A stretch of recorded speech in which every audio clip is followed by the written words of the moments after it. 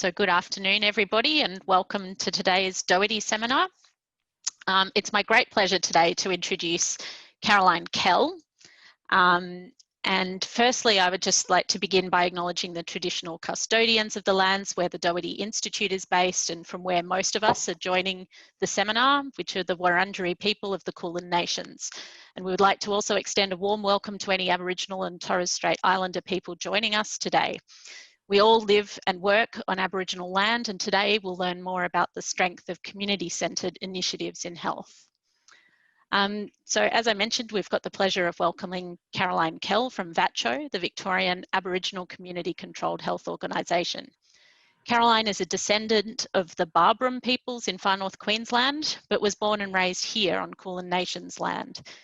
Caroline has witnessed firsthand the obstacles faced by Aboriginal and Torres Strait Islander people and will weave some of her personal story into today's presentation.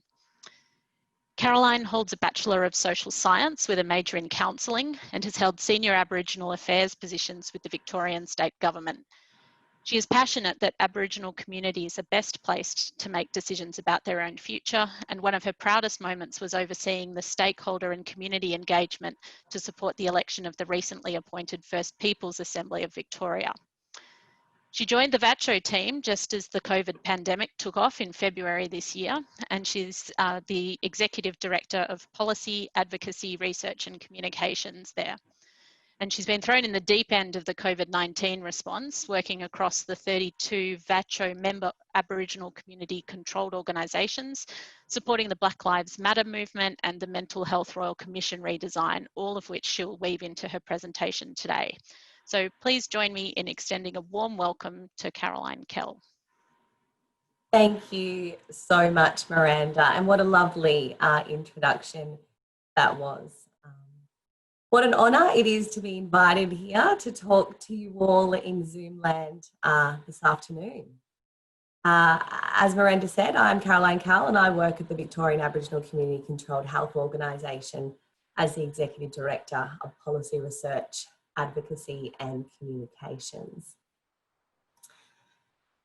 Today, as Miranda said, I will be talking about Aboriginal community controlled and self-determination, and why I believe that it is fundamental in its role in keeping our community safe during the COVID-19 pandemic and into the recovery phases. I'll also be talking about self-determination and decolonising spaces in the wake of Black Lives Matter, and why we have an opportunity to be able to accelerate the change that we need and to do that now. Today I sort of thought that I would share a little bit about my personal story. I think I'm from the school of thought where we can learn and unlearn things together. So I thought I'd sort of have a bit of a combination of a yarn today about what we've done in the COVID-19 space, the work we need to do in Mental Health Royal Commission into the future, and also, as I say, the learnings from the past. To begin with though, and as a proud Barbaram woman, I'd like to acknowledge that wherever you guys are zooming in today, that we are meeting on the sacred, unceded and stolen lands of Aboriginal people that always was and always will be Aboriginal land. I acknowledge the collective strength and survival of all Aboriginal people here on the line and remind us of the power and resilience that is shared as being members of the world's oldest living culture. I am joining you from the beautiful Wurundjeri country and acknowledge Wurundjeri traditional owners and all traditional owners right across the nation. I have the privilege of living right next to the Birrung, the Yarra Yarra River, which once would have been akin to our ancient Uber Eats system, feeding the mob up and down the city. I pay my deepest respects and gratitude to elders and ancestors, my elders, your elders, both past, present and emerging. Lastly, I acknowledge all non-Aboriginal allies and warriors, of which there are many contributors, which I'm sure are joining us here on the line today. I said, I think in the wake of Black Lives Matter, we have an ability to be able to learn and unlearn together. So today I'm going to be bold and brave and share a little bit about my personal story and why it is so important to learn history and our interwoven stories as we start to create new stories into the future. For me, I can't quite put my finger on the first time I understood or adhered to the concept of Aboriginal community control. Maybe it was running amok around the Commission Flats in Stoke Street, Preston in the early 90s. Knowing that if I had a Devon and Saw sandwich, that I'd have to portion off that entire sandwich or whatever else I was lucky enough to nab for the other kids on the block. Or maybe it was at Yapra at my kinder, down at the Aboriginal Advancement League in Thornbury, watching and listening to my family. In particular, my honorary grandmother, my brother's paternal grandmother, Mel Jacamos. Watching her command and listen and share with purpose, to talk business, talk change, talk rights, talk land rights, freedom rights. I had no idea at the time just how vital these learnings would be. Because those old fellas knew that if we wanted good health, we didn't just have to look at access to health. We had to look at how we lived, how we participated in society. And at 4 years old in 1994, the same year Kathy wasn't allowed to wear the Aboriginal flag at the Olympics, we needed that change. And in 2020, we are still failing to see that change. And that's why we have an opportunity ahead of us. It's not by coincidence or sheer luck that I went on to take up the women in my lives' fights, to take on their staunch legacies. For me, it's hard to know where their stories end and mine begin. As I say, I'm a proud Barbara woman, and I come from a long line of matriarchs, Black queens who have walked this planet long before the establishment of what we now call governments. These people are royalty in my eyes. My native lands, my traditional country, Herberton, or its tribal name, Oromanda, are some of the wettest towns in Australia. They are home to some of the oldest surviving tropical rainforests in the world. But they are also home to 4 very special people to me. My great-great-grandmother and freedom fighter, Rosie Congo, my great-grandmother, Bessie Walker, my grandmother, Irene Wallace, and my mother, Elsa Kell. Let's have a chat about Rosie. Rosie was caught between 2 worlds, and not metaphorically either. 2 totally opposing worlds. Her mother's way, a pre-colonial life with an abundance of food, wealth, safety, security, ways to govern and make law, and the life that she was born into, a colonial life, frontier wars, fleeing violence, scarcity, danger, and what we now know as violent and abhorrent lockdowns through mission systems. Rosie was only 4 years old when she was essentially herded up like cattle and made a ward of the state and put on Herberton mission. Not many people would know this, but between 1898 and 1939, there was up to 7,000 Aboriginal people who were put on 64 sites and missions in Queensland, with the final mission closing only 33 years ago in 1987. Being Chinese on her father's side and Aboriginal on her mother's side, Rosie couldn't understand why her father could come freely from the mission and why her mother had to document even the slightest of the movement.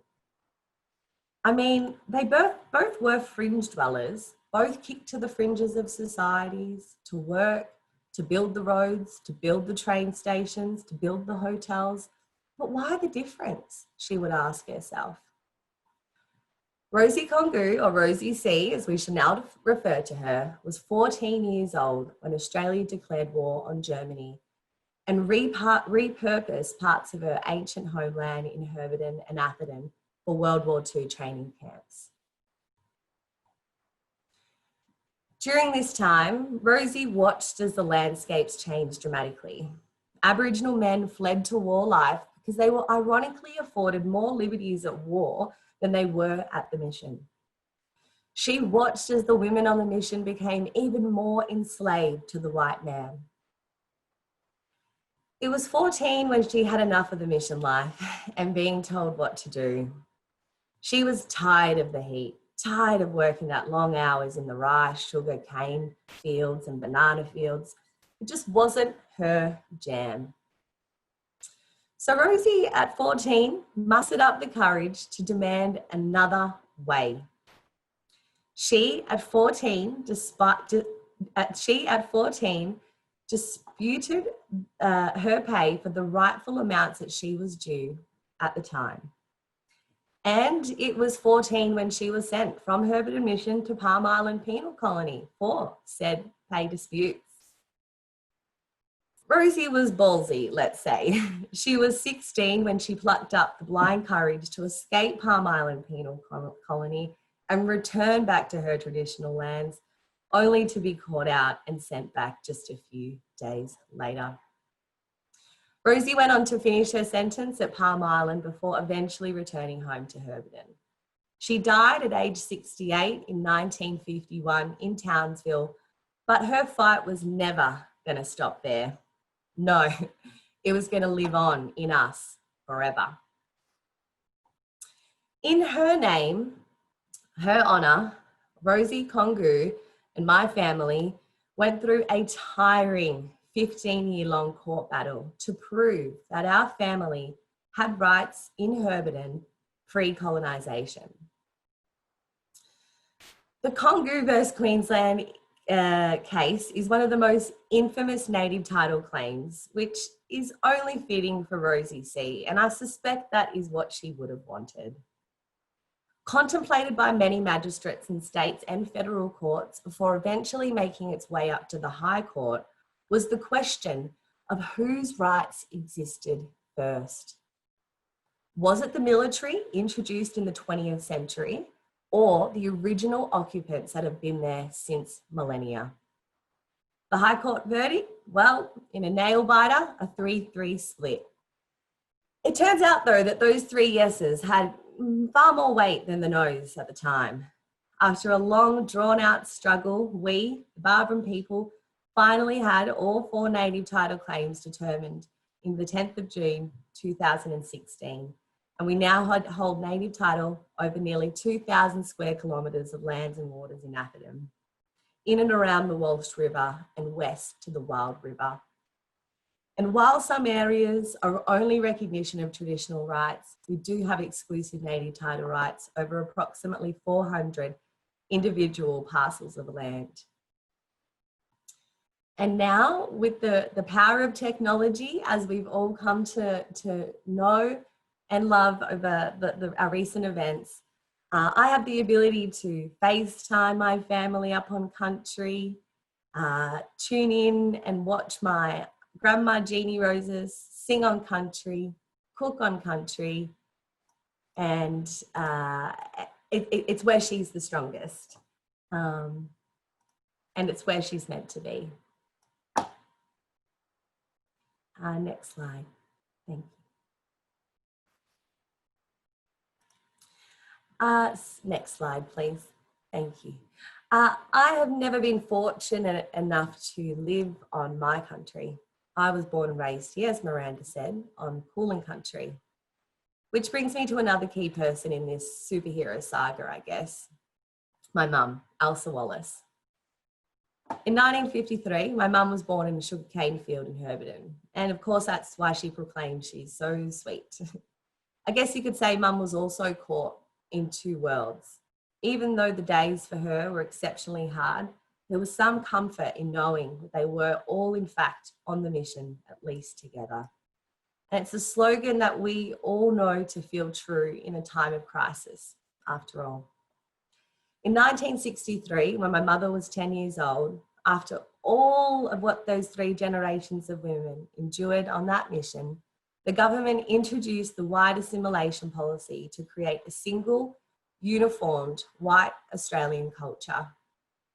Mum and her other 10 siblings were all removed. Mum was sent to an orphanage in Rockhampton, which is just an abhorrent, horrible place. All of her other siblings were sent to other different locations, breaking up much of their connection and kin. At 14, Mum was finally declared a person and not flora and fauna under the 1967 referendum. She thought to herself in the orphanage, well, this is it. This is my ticket back home. Wrong. At 14, the same age Rosie was when she was sent to Palm Island, Mum was sent to her own version of jail, although she would never be lucky enough to return. You see, Mum was fostered out to a non-Aboriginal family, and she says with a sad, bleak optimism that it was a great day because she got a good family and anything was better than the beatings and the injustices of the orphanage. But she knew it was the end of her life on the mission, surrounded by family, aunties, her stories, her knowledge, where to gather, where to collect. Those things would never be the same ever again.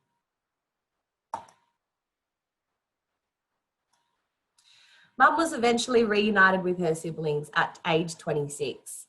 And while we all joke and laugh about the catching up to do and making up for lost time, there's still a slight sting in the chest, of course, as there's always parts missing.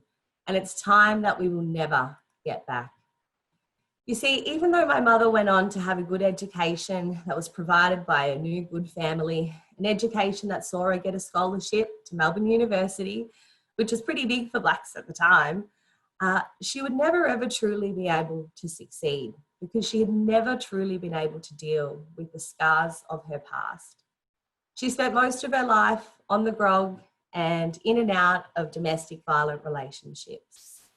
And these struggles and that desperation that has led me here, I think, to talk to you all today, to this moment, in every moment.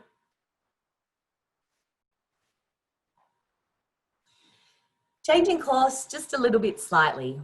We were asked in a workshop recently to describe an Aboriginal community controlled organisation, or an ACCO, as we affectionately call it. Being a health organisation, you would think that many would describe this as a noun, an object, the inner workings of a health facility, with GPs and nurses and community health programs en masse. Wrong. Many described it as an adjective, a state of feeling, a hug from an auntie, a hug from an uncle, a place to be safe, to be free of racism and prejudice, a place that had connectiveness and accountability to each other, that bound us like no other.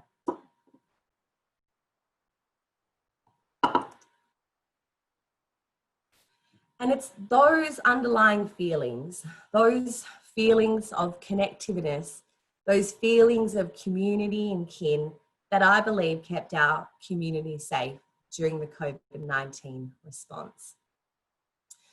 We have a lot to learn with community-based health responses when overlaid with the public health response. Not many would know, but there's a total of 58,000 Aboriginal people here in Victoria, with about 80% of them living in urbanised environments. This population is predicted to grow by 82,000 by year 2031. During the first wave of COVID-19, so between March to June, we saw only 6 positive cases of COVID-19 in our communities, which over the second wave rose to 74 cases. Like the Navajo Nation, a First Nations group in the USA, some of the worst affected populations in the world, had we seen a major outbreak or cluster, the outcomes would have been catastrophic. As you may know, our mob are far, far more vulnerable. Many of these issues predate the pandemic due to poor closing the gap attempts. But if you're over 50 and have a pre-existing medical condition like lung disease or cancer, or if your immune system isn't strong or compromised, then you're more at risk, which many of our mob are. Then we had to contend with the unique challenges with transient and big overcrowded housing and mobile populations, and also a scarcity of resources, as we saw on the tower response.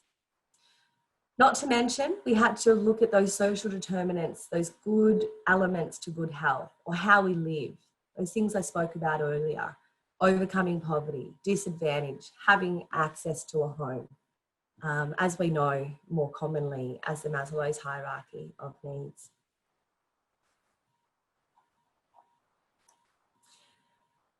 Early March, when COVID hit, VACCHO, we weren't willing to take any chances. We knew just how catastrophic COVID could be, and we knew there was a big scary virus on the horizon. And being black fellas who have been here before and adapted before, we, as I said, didn't want to take our foot off the accelerator for a moment. We assembled the state, Commonwealth and the primary health networks and our 32 Aboriginal community-controlled health organisations and proceeded to meet every fortnight, an arrangement which is still in place today. We made sure that we had the latest public health information, the latest epidemiological data that we could take and disseminate to our communities in our way, in our cultural shape, in ways we knew mob would understand. We sat at that table as key contributors because we all shared the same objective: to keep the mob safe. We took that information to our people, to our elders in family homes. We used letters, phone banks. We created our own digital campaigns, helping people to understand the symptoms, where to get tested, and how to get support. We provided games for the kids to keep them entertained, tips for keeping connected with your families, ways to manage your mental health, because we knew early on it was more than a health issue. Because, well, we don't define health as just the absence of a disease. We look at health as the social and emotional well-being of an entire community.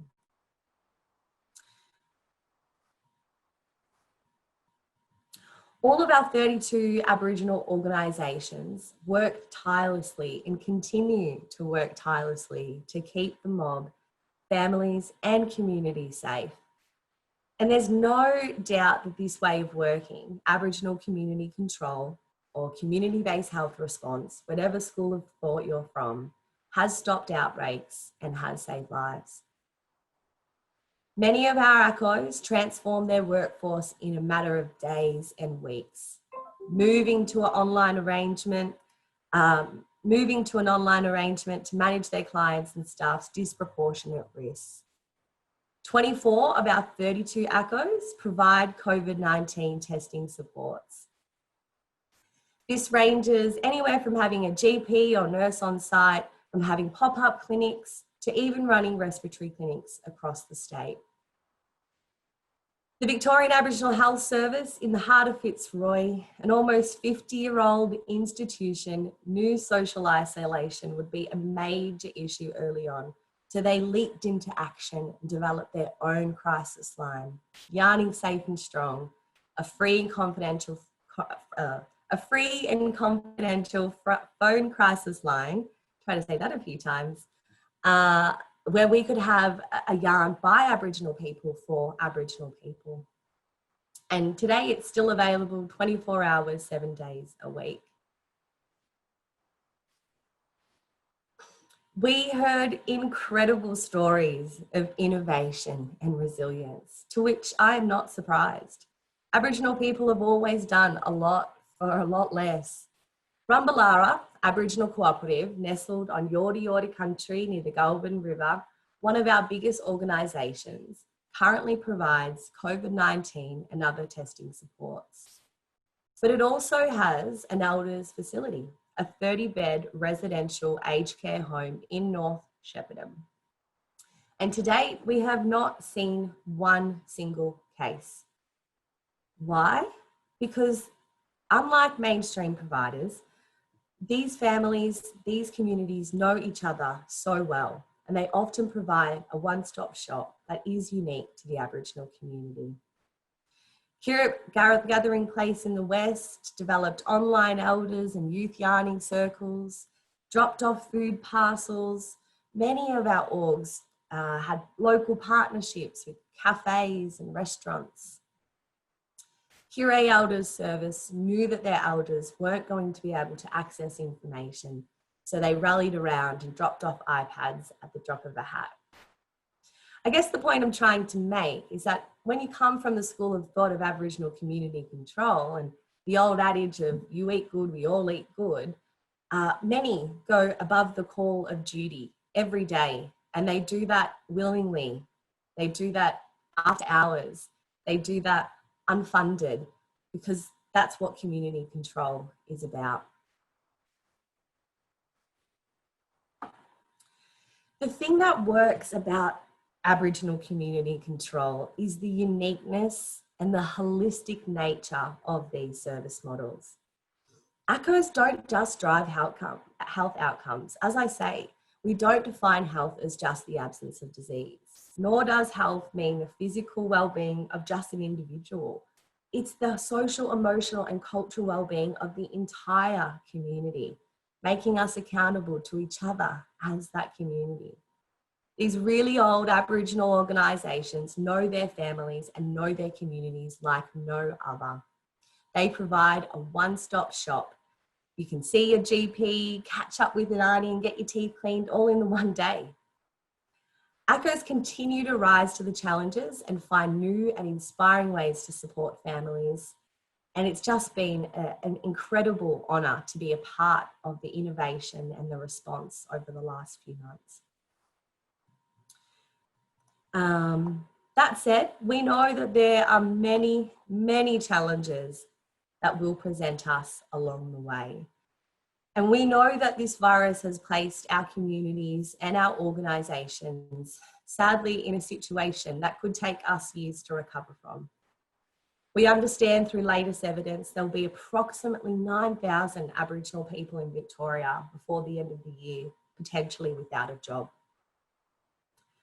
Many of our Aboriginal health workers, of which we already had a chronic shortage, are extremely burnt out, fatigued in managing COVID-19, but other cultural and family obligations.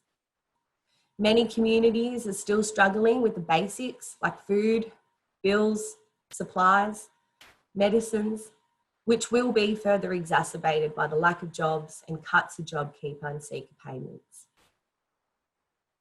Many have failed to keep up with their normal medical health appointments and many have failed to keep up with their normal medical health appointments, such as diabetes, which we know the fallout could be fatal. And we certainly cannot understate the impacts of Aboriginal social and emotional wellbeing and social isolation on all cohorts and communities. So as I say, we know we have a long and challenging road ahead, and we are certainly not out of the woodworks yet.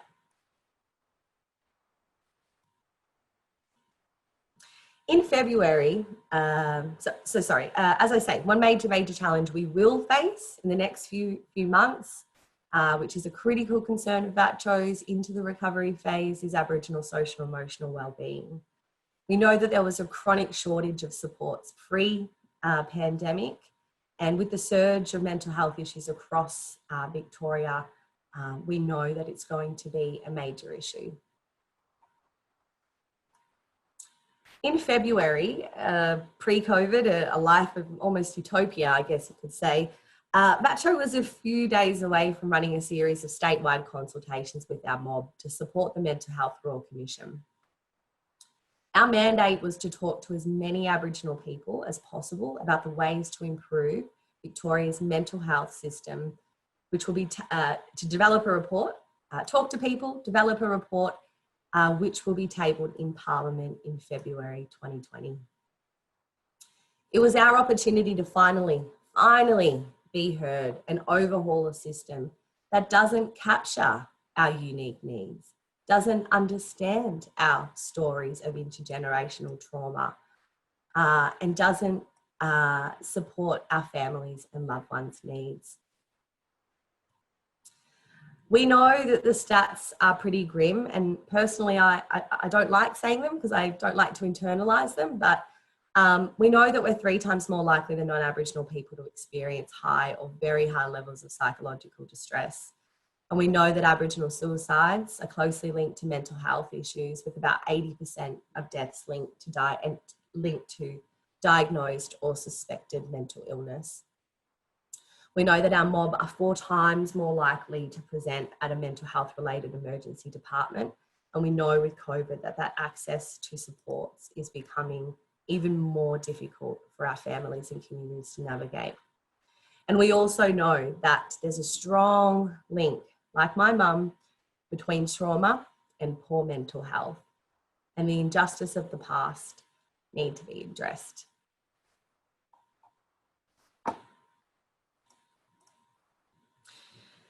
I guess you could say that Black Lives Matter is more than a hashtag or a movement.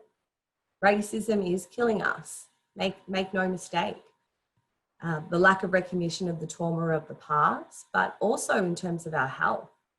A recent study showed that 80% of Aboriginals had experienced a racist event on a daily or weekly basis. And a further study indicated that racism has the same health cumulative impacts on an individual as smoking. So whilst the mob were managing frontline COVID, dealing with the reverberations at home of the killing of George Floyd and the Black Lives Matter movement that has spurred as a result, with increased health anxieties, and also while mourning the loss of Aboriginal community members, many still showed up to participate in this process to help and share their stories for the Mental Health Royal Commission, because they believed that they needed to share that in order to see the change. They still showed up and provided their stories in detail with the hopes of breaking the cycle amongst all of the chaos and crisis that we were in. And I thank them enormously for that courage and that strength. The product, I guess, is Balit Durn Durn. The result is a groundbreaking report. Balit Durn Durn comes from the Wurundjeri Woiwurrung language and means strong brain, mind, intellect, and sense of self. We drew from hearings and submissions completed by Aboriginal leaders and experts in social and emotional wellbeing. We built on years of advocacy from Aboriginal organisations, leaders, and those delivering frontline services. And we sat down with 25 people who have been really extensive in the field, and we had hundreds of surveys and submissions. What do you think people told us when they wanted, what do you think people told us when we asked them how to improve their mental health? To no surprise, almost all participants talked about the need to ensure Aboriginal culture, Aboriginal stories, truth, justice, recognition is embedded into treatment alongside Western models of care. Many spoke about having paid auntie and uncle roles, healing centres, camps, and mandating the well evidence-based Aboriginal social emotional wellbeing wheel across our mainstream providers. Many spoke about the need to critically invest in suicide, postvention and prevention, and the need to do it now before we lose any more of our young ones. Many spoke about making sure that Aboriginal workers weren't just in the front line, but had pipelines to leadership, to multidisciplinary teams, to make sure that they could make decisions that impact their people.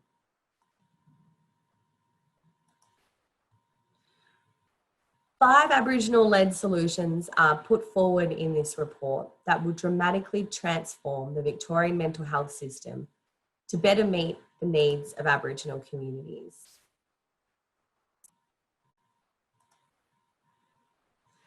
And I invite you all, in listening and learning and unlearning, to consider how you can help us in helping to elevate our voice through these Black Lives Matter movements, in helping to see this product come to life. Because in order for this to be effective and to be able to have the healing that we so too deserve, we need everybody talking about this, and we need all persuasions and tiers of governments on board. And if we don't get this right, we could see a very real mental health pandemic in our community, which could have really grave impacts.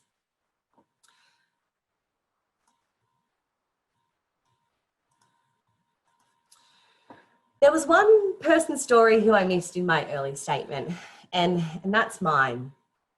Watching my mum, who had been incredibly unwell her whole life, struggle to look after herself, look after her kids, I knew early on I had a choice. I could continue on the path of my mother, and which there were times in my early 20s where I could have easily fallen off the rails. But I made a choice to go to university to get an education to help break the cycles of desperation for my nieces and nephews. I completed a Bachelor in Social Science with a major in counselling, and I went on to become a drug and alcohol counsellor. I truly believed at the time that I could save one person, one day, one life at a time. I saw so many people, and Aboriginal people particularly, fall through systemic cracks of broken, siloed, underfunded services that very seldom valued Aboriginal needs and Aboriginal ways of doing business. Many well-evidenced programs were cut at a whim, depending on the government of the day. The role was a heavy burden as I too took my first leap into my own two worlds. One world, I was a budding health professional, but the other, managing my own past, my own trauma, my own cultural load and obligations. It didn't take me long to realise what Auntie Mel had reminded us all those years ago. Good health is a good life and it's a good home. And to change people's living conditions, you had to go straight to the source. In 2014, I thought, well, surely it's time that we go and pen the policies that impact us, right? So I spoke to my family and with their blessing, made the decision to go work in government. A graduate recruit, bright-eyed, scared as hell, but determined to change the status quo, maybe channeling my inner Rosie C, I took another leap of faith. I went on to hold many senior Aboriginal affair and health and political affair roles in government over the last 6 years. I listened to the mob, I penned the major health policies, but still no change. The wheels of bureaucracy turned frustratingly slow and then sped up unawares at a whim. Programs and evaluations were completed by the very institutions and governments that helped to perpetuate the colonial violence in the first place. And so when I received the phone call to come and help for a couple of weeks with treaty discussions, I knew I had to be a part of this. I needed to help give back to these traditional owners, to help provide them with what my family fought so hard for, that nurturing, that healing that has been provided, not through health policy, but through land, justice, and the recognition of the past.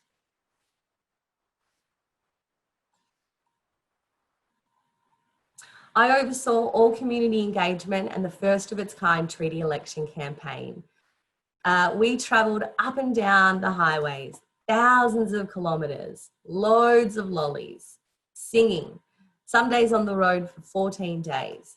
We spoke to mob in Haywood, we spoke to mob in Gippsland, Shepparton, Mildura. We wanted to capture as many voices and enrol as many mob to be a part of this historic treaty process. We also visited every single prison in the state. I'll never forget when we asked the mob in correctional facilities what they would negotiate, in their treaties if they had a chance. We thought, we'd get out of jail free, liberties, a second chance.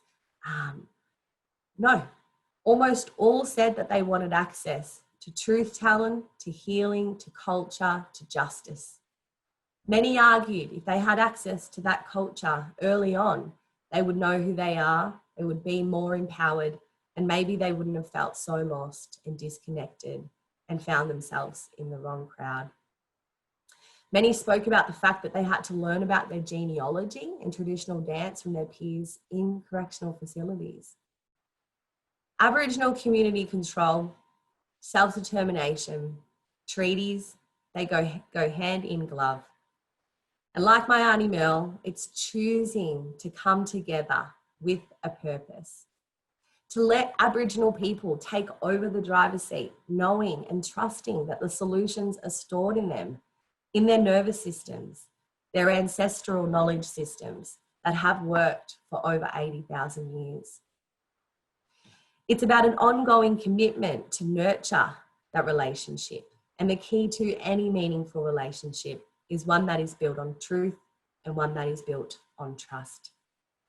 And that is why in all my years of Aboriginal affairs and my later years in Aboriginal health and my own lived experience, I believe that we will never, ever see improved health, social or economic outcomes unless we are prepared to really address the injustices of the past. To summarise, Aboriginal community control has kept us safe during COVID-19, as it has for 80,000 years. And Aboriginal community control will be key to any recovery, any mental health Royal Commission work, particularly in the wake of any Black Lives Matter movements. The consequences of colonisation and institutional racism and oppression will take more than a generation to address. But in the wake of Black Lives Matter, a reckoning of the past, we have an opportunity to accelerate that change. And we must accelerate that change. And we must do it now. I think if there's anything I hope you took away from this presentation is knowing how the real impacts of intergenerational trauma plays out and why it is so important to go back, to go forward. Our stories are in us, they are interwoven. I am Rosie and I am Elsa.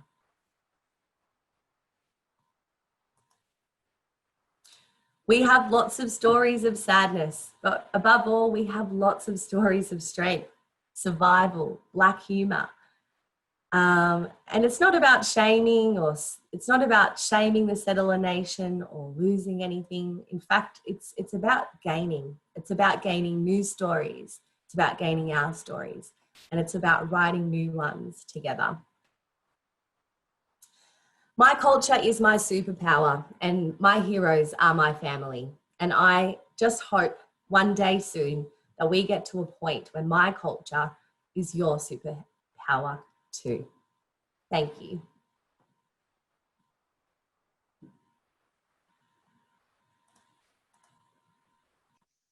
So thank you very much for such an engaging and wide-ranging presentation, Caroline. We really appreciate you sharing your perspectives and your experiences through COVID, but also the reflections on Australian history that obviously impact on Aboriginal people today. And there are some really important lessons in there for all of us, I think, about how we respond to these sorts of issues. So we've now got a few minutes for questions.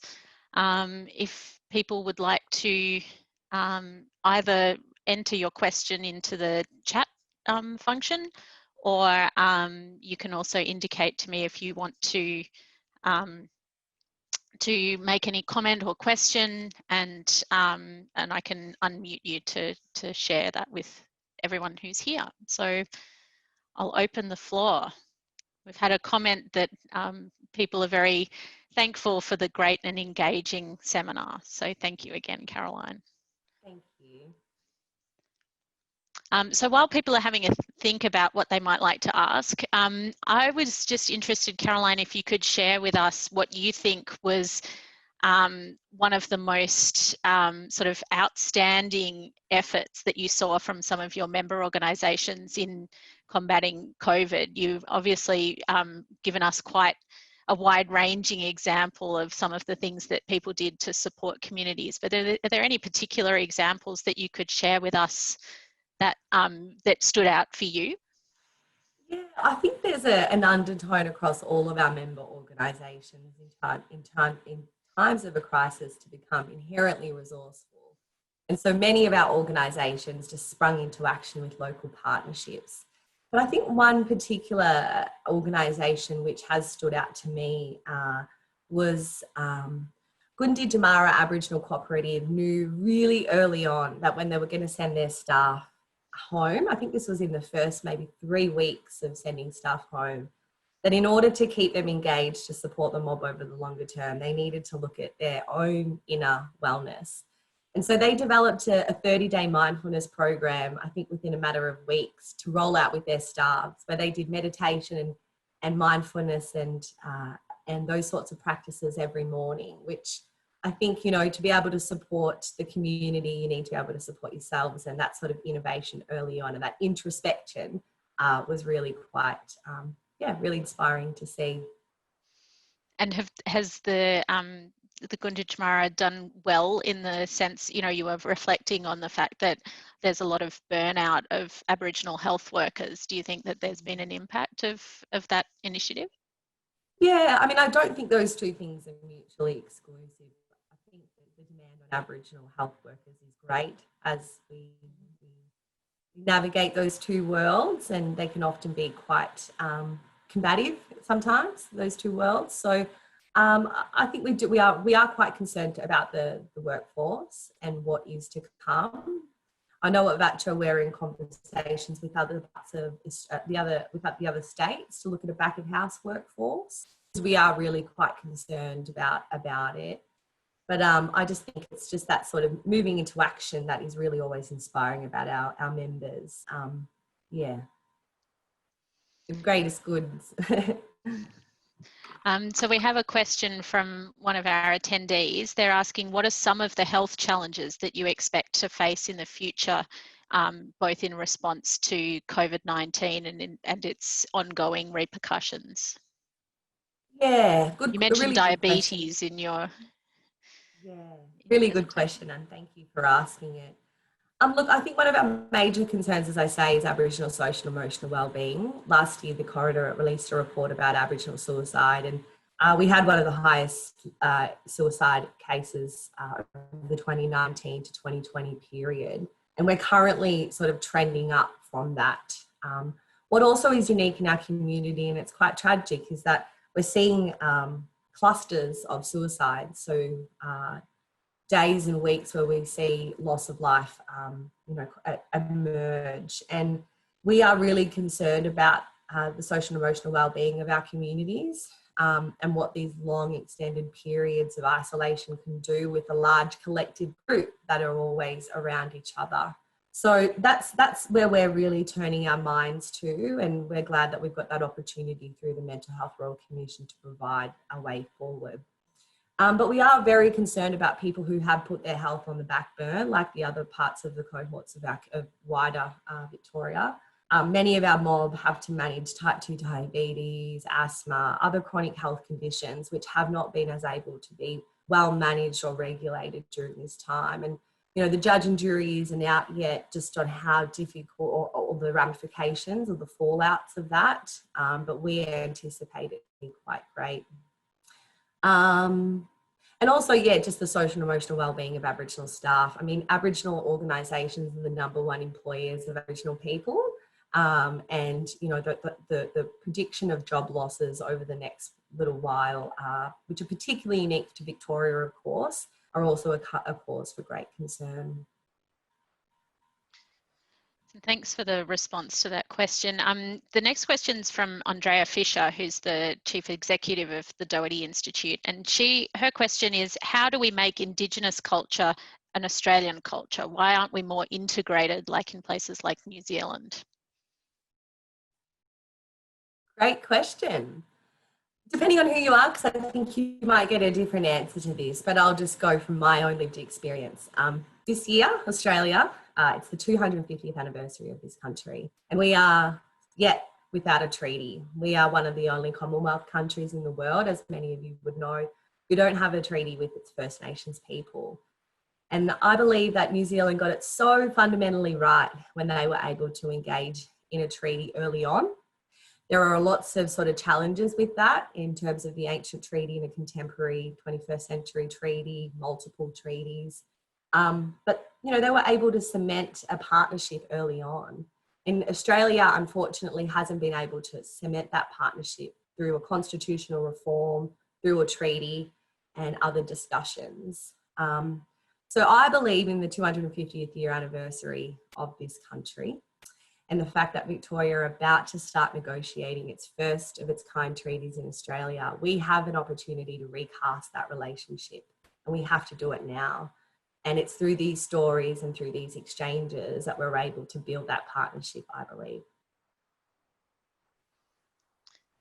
Thanks for that great answer, Caroline. And it's fitting perhaps that we've got you speaking to us this week when Lydia Thorpe, who's a staunch treaty supporter, has just entered the Senate on behalf of Victorians. So maybe there's a little ray of hope there that view might become a bit more mainstream. There aren't any more questions coming through.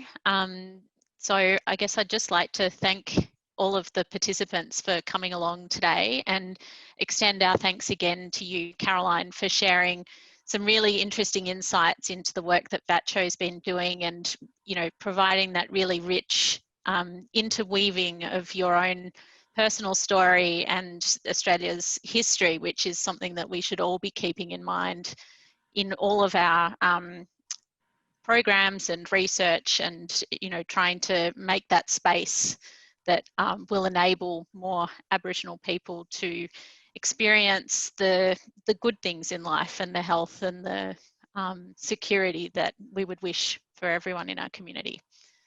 Thank you, Miranda. And thank you so much. It's such an honour to have been invited today. So thank you all for listening.